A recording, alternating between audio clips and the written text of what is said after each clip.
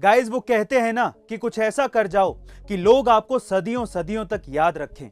महात्मा गांधी कुछ ऐसे लोगों में से एक हैं जिन्होंने हमारे देश के लिए इतना कुछ किया है कि कल, आज और हमेशा हिंदुस्तान के इतिहास में लोग उन्हें याद रखेंगे। और इसी वजह से हमारे देश में गांधी जी के सम्मान में 53 बड़ी सड़कों के नाम महात्मा गांधी रोड के नाम से रखे गए हैं। और यही नहीं, विदेशों में भी कुल 48 सड़कों के नाम महात्मा गांधी रोड के नाम से हैं। गाइस, क्या आपके शहर में भी महात्मा गांधी रोड के नाम से कोई रोड है? कमेंट सेक्शन में जरूर लिखिएगा। ट्रैफिक के नियमों को तोड़ने पर ट्रैफिक पुलिस द्वारा चालान काटने की घटनाएं आपने देखी या सुनी जरूर होंगी। और ऐसी एक विचित्र घटना आज मैं आपको बताने वाला हूं। यह घटना घटी कर्नाटका के बेंगलुरु में, जहां की ट्रैफिक पुलिस ने एक युवक पर 77 ट्रैफिक नियमों को तोड़ने की एवज में 2 मीटर लंबा चालान काट के उसके हाथ में पकड़ा दिया। और उस 2 मीटर लंबे चालान की रकम सुन के आप लोगों के होश उड़ जाएंगे। उसकी टोटल रकम थी 42,500 रुपए।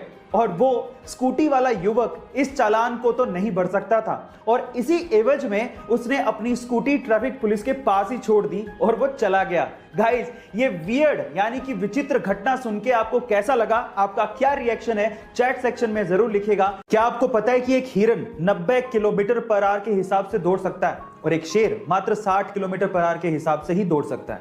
लेकिन फिर भी जब एक शेर हिरन के पीछे भागता है तो अधिकतर समय वो उसे दबोच लेता है और उसका शिकार कर लेता है। क्या इसके पीछे का रीजन जानते हैं? इसके पीछे एक साइकोलॉजिकल रीजन है।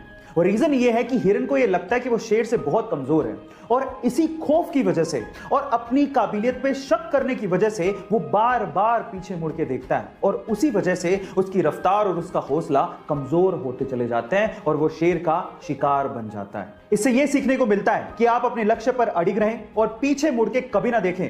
कोई आप पे यकीन करे ना करे, आपको अपने आप पे यकीन जरूर होना चाहिए। आपको ये सुन के कैसा लगा? चैट सेक्शन पे जरूर लिखिएगा। कई लोग अपने शौक को पूरा करने के लिए पागलपन की सारी हदें पार कर देते हैं और उन्हीं में से एक है अमेरिकन रैपर लिल यूजी वर्ट, जिन्होंने अपने माथे पर 1 अरब का हीरा गुदवाया है। Oh my God! और इस हीरे को खरीदने के लिए वो पिछले 7 साल से पैसा इकट्ठा कर रहे थे और ये हीरा उनकी पूरी प्रॉपर्टी से भी महंगा है। गाइस, ये पागलपन की हरकत आपको कैसी लगी? चैट सेक्शन में जरूर लिखिएगा। टीवी, लैपटॉप या किसी भी इलेक्ट्रॉनिक उपकरण को अगर आपको ऑन या ऑफ करना है तो वो सिर्फ एक ही बटन से हो जाता है और उस बटन पे आपने जनरली ये सिंबल देखा होगा।